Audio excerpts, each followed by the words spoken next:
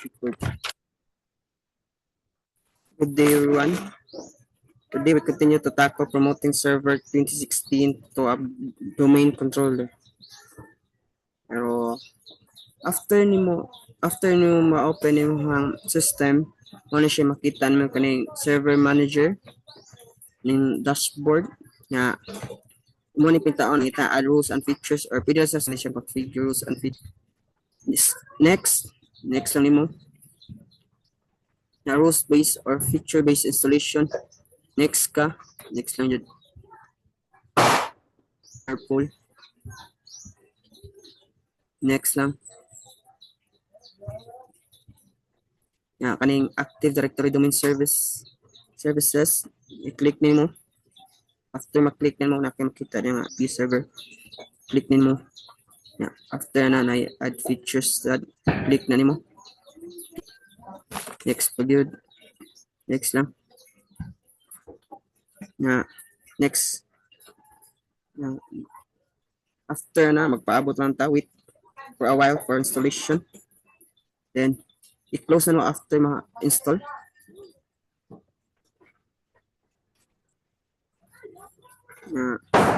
Recall sa local server.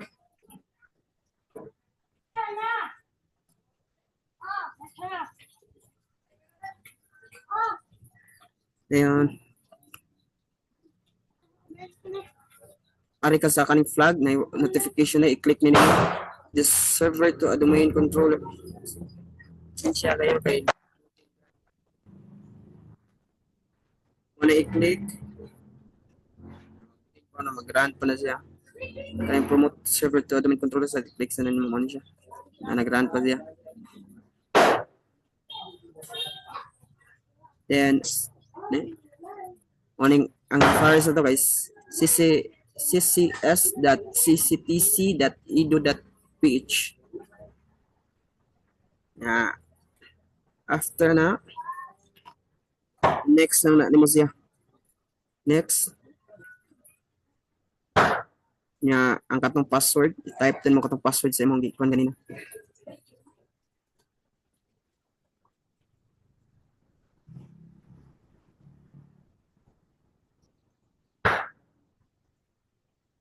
Confirm password, katong password mo i-type lang to nimo.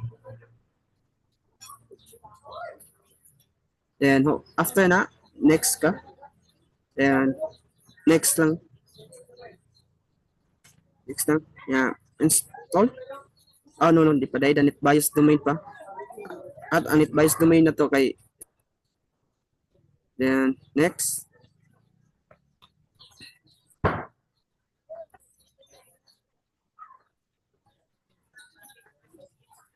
Next nga hapon. Next nga hapon na nato. Kahuman na guys kay kuan. Install na nila. Ikaw na install na. Sorry kay loading dito kayo.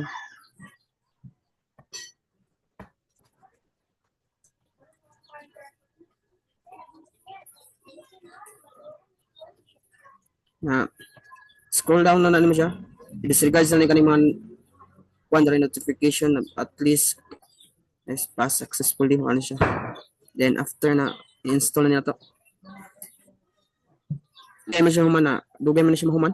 Then after na pop up na siya, then i-click na ning close. Then ma-restart na siya niya. After restart, balik ka dali sa kaning notification or kaning warning niya na complete DHCP configuration ka. Click this one. Then next.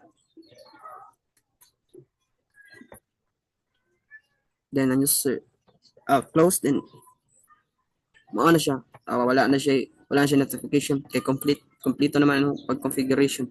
The rest ay ang domain mo is ccs.cctc.edu. That's all. Thank you.